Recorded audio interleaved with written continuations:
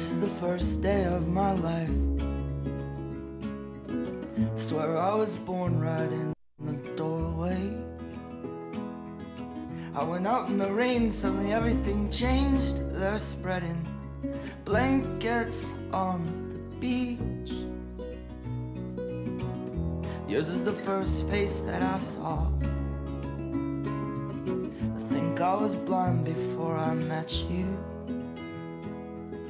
And I don't know where I am, I don't know where I've been, but I know where I want to go.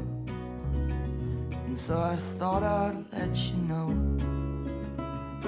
Yeah, these things take forever, I especially am slow. But I realized that I need you, and I wondered if I could come home.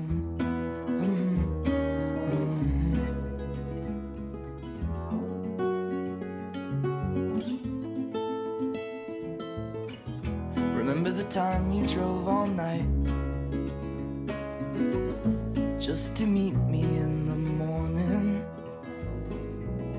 And I thought it was strange, you said everything changed. You felt as if you just woke up. And you said, this is the first day of my life. I'm glad I didn't die before I met you. But now I don't care, I could go anywhere with you, and I'd probably be happy. So if you wanna be with me, if these things there's no telling, we just have to wait and see.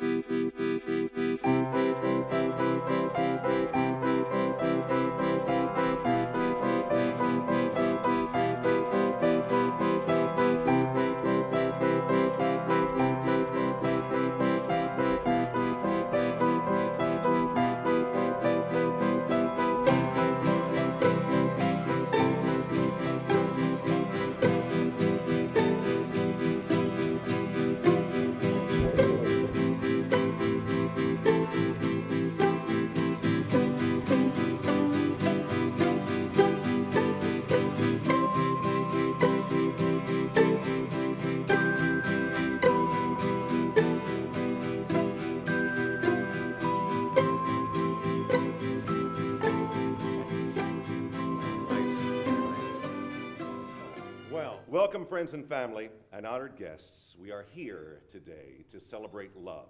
Now, in the past, some very traditional weddings, they may begin with dearly beloved. We are gathered here today to celebrate the union of John and Rebecca. But even some Philadelphia weddings, they just begin with yo.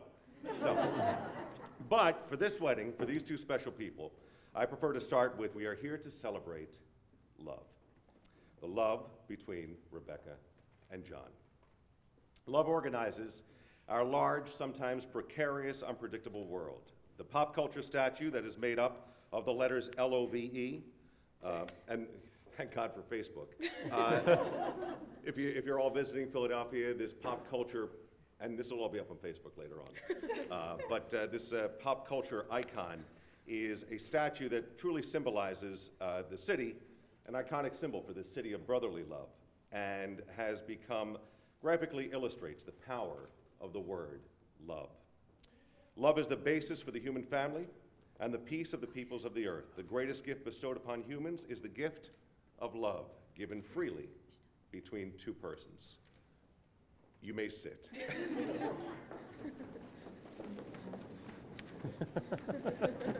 Because we have 6 more pages to go.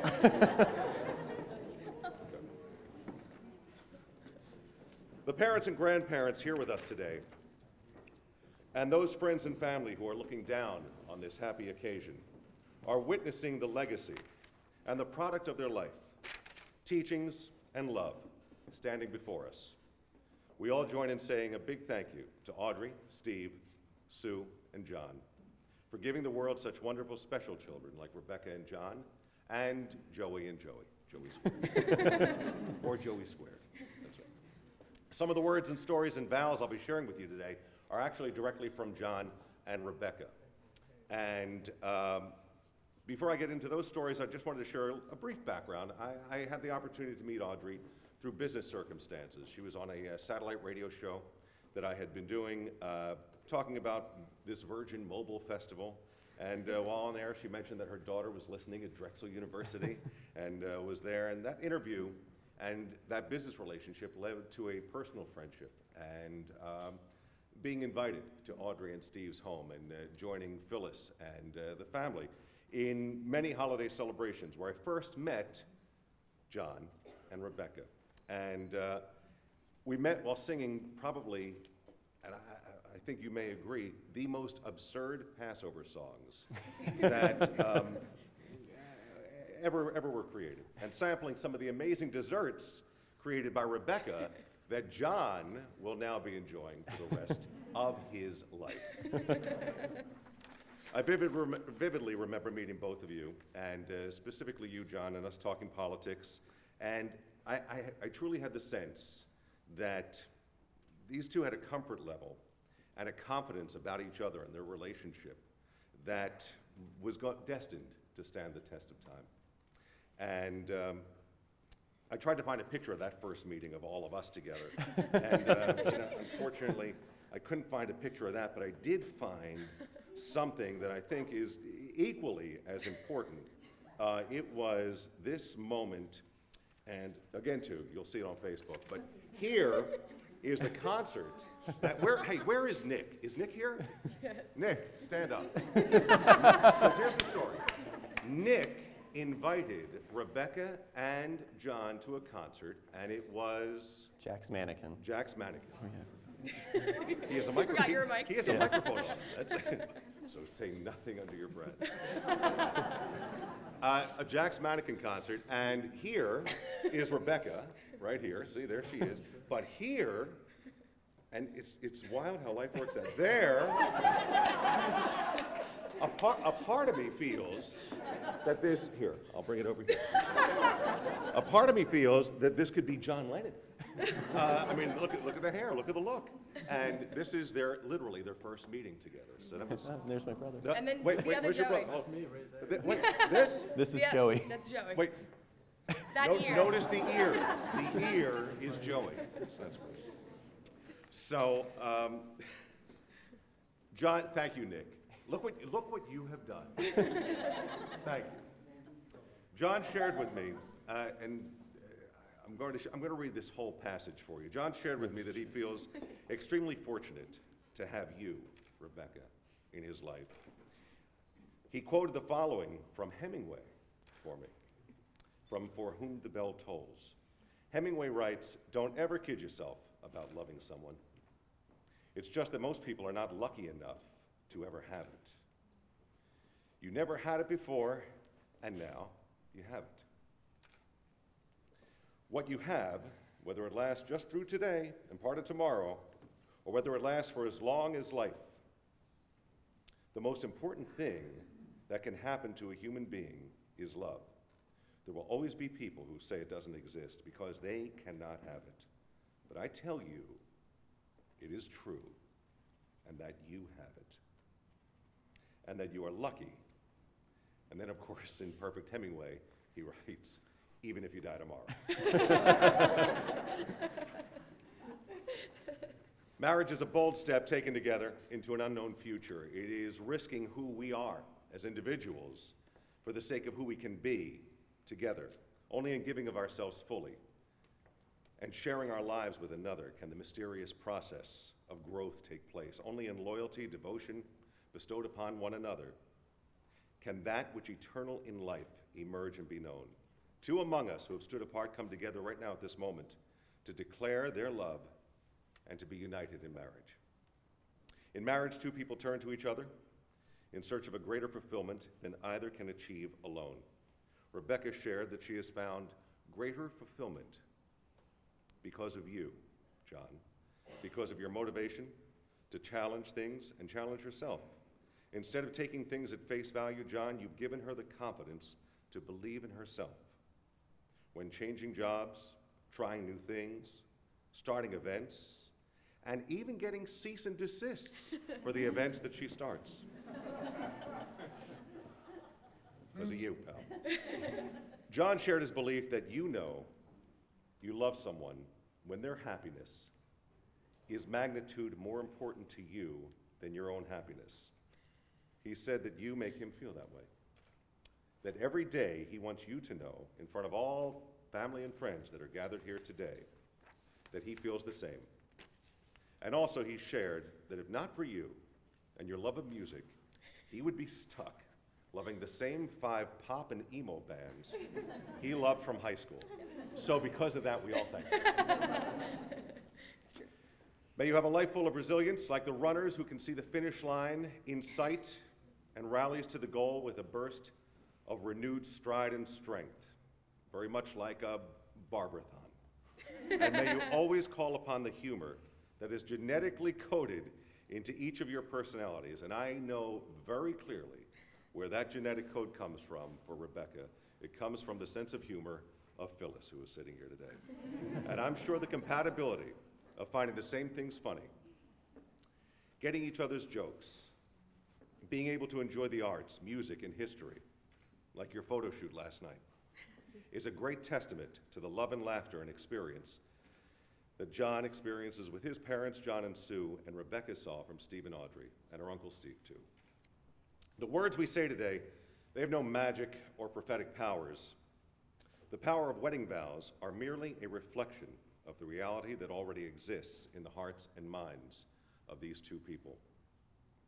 John and Rebecca, nothing I can say, and nothing you can say to each other will ensure a long, happy, satisfying, and committed marriage. Only your love for one another and the integrity that you both have will make that commitment real. Your vows are your personal commitment and statement to love to each other. John, we'll start with you. All right. Hopefully I have them. All right, which version is this? All right. Several years ago, while I still lived in DC, I was on a Chinatown bus on my way to visit you. The bus was crowded. It stank. There was a guy listening to music on his phone speaker behind me. I'm pretty sure the driver was drunk. The Chinatown bus drivers are very erratic. That was a Freudian slip.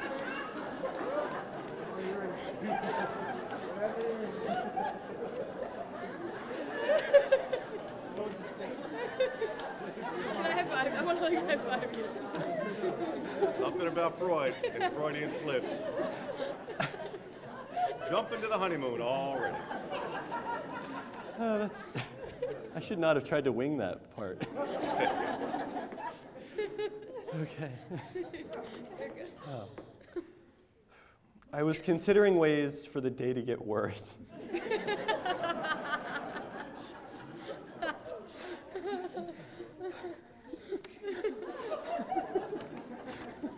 Okay.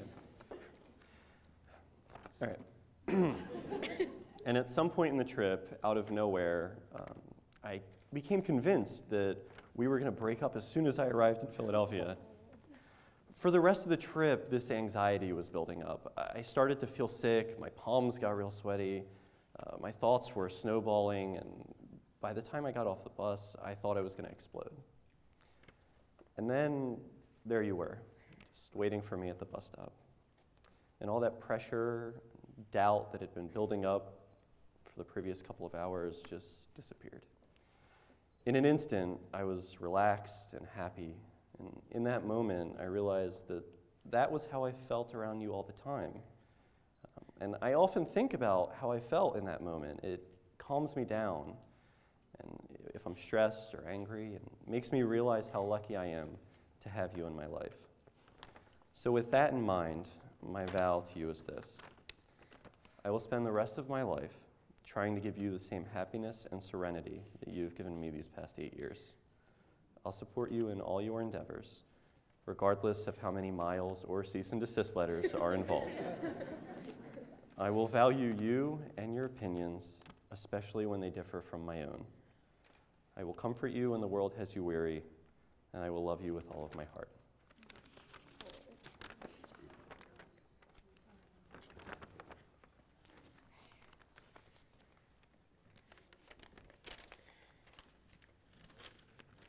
Thank you. You're welcome. Mine doesn't have the word erotic in it, so. That sentence wasn't even in there. I don't know why I said that. John, I have a lot to be thankful for in our nearly 8 years together. Thank you for supporting me, even when you always don't fully get or love it. Like that time I organized a run in Philly and was sent a cease and desist from the major moving company, who shall not be named. While you were, and still are, rightfully frightened of us being sued by someone because of it, you're always so proud to tell people that I created it, and extra proud that I provoked the movie company.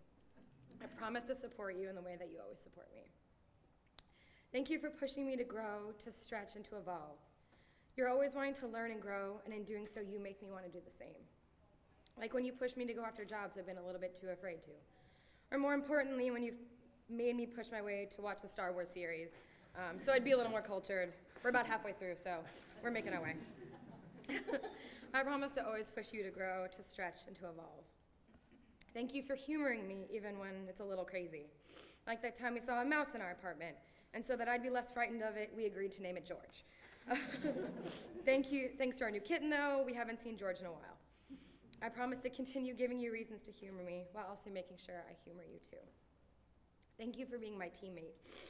We don't always have to agree to still be on the same team, but I think we do a great job of supporting each other always.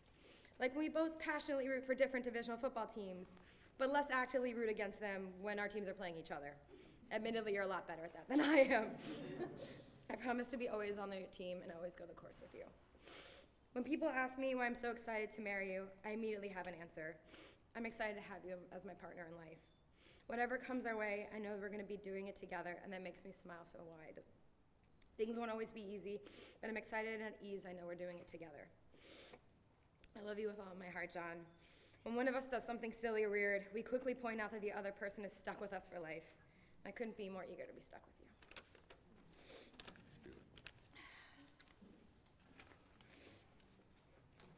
you. Okay. It is fitting that we are in the only museum in the United States specifically dedicated to exclusively exploring and preserving the American Jewish experience. And that experience, in relation to marriage, has been one of equality, love, protection of family, tradition, and respect. And it is exemplified in the way Rebecca and John describe the way they collaborate and inspire each other. Rabbis in ancient times insisted on the marriage couple entering into what is described as a ketubah, and as a security and protection, actually, for the wife, which speaks to equality and respect. The ancient ketubah mandates that the husband takes upon himself three things. He provides clothing for the wife. He provides clothing. He provides food. This is actually a meringue Christmas tree, right, from one of your holidays. And, oh, there's one more. He provides, oh, here we go, conjugal relations. That's what he provides. It's in the ketubah. That's what it says. That's what it says. I don't know if that was John in that costume or not. Could have been from that same concert, I'm not sure. Love freely given has no giver and no receiver. You are each the giver and receiver. The wedding ring is a symbol, a visible form of the unbroken circle of your love, so that wherever you go, you may always return to the shared love and life together. May the rings that will be presented now always call to mind the power of your love. John, you could take the ring. And please repeat after me. Rebecca. Rebecca. Almost every day almost every day, I am in love with something different about you. something different about you. By the way, these are John's words. You make me feel You make me feel that I commit to you that I commit to you a happy, a secure happy, life secure life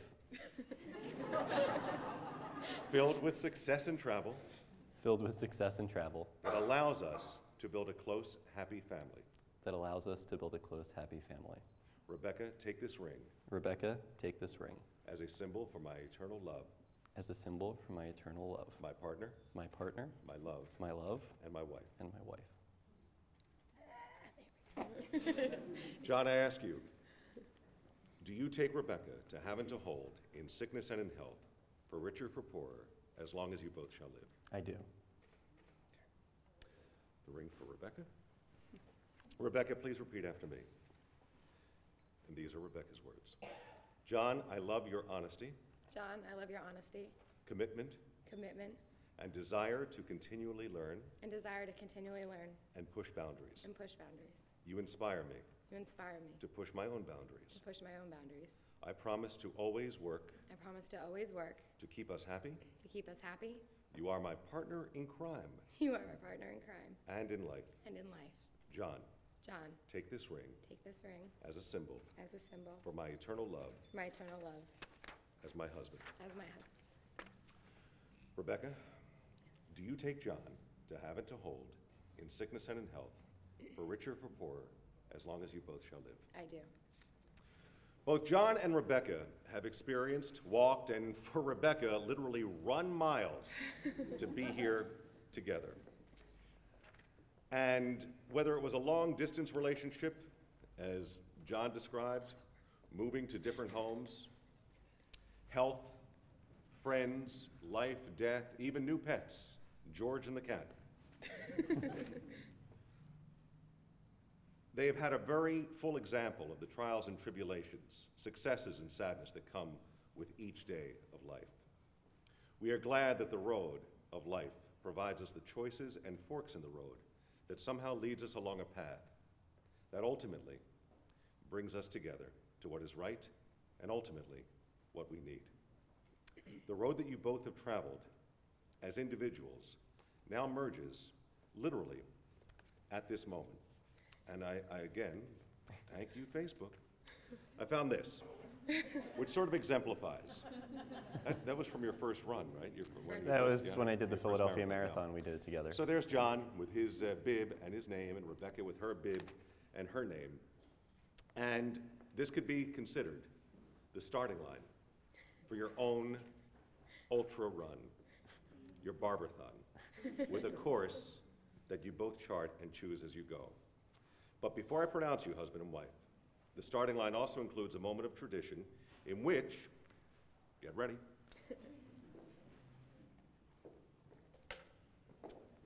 a glass that surprisingly looks like a bottle of Smirnoff. Oh no, oh no. Is placed. Don't open it. Don't open it. Is placed. And this glass symbolizes, in this white cloth, the fragility of relationships, the destruction of the first Jewish temple. It also signifies, actually, when you think about it, could be the last time John ever gets to put his foot down for pretty much anything. Only kidding. May the shattering of this glass signify the old and the beginning of the new as a couple, as husband and wife. So by the power vested in me, then you smash. By the power vested in me, I now pronounce you husband and wife. You may kiss the bride.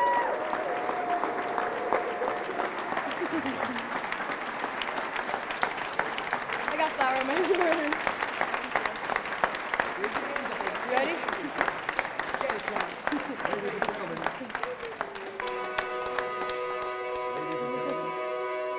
please welcome Mr. and Mrs. Rebecca and John Paul.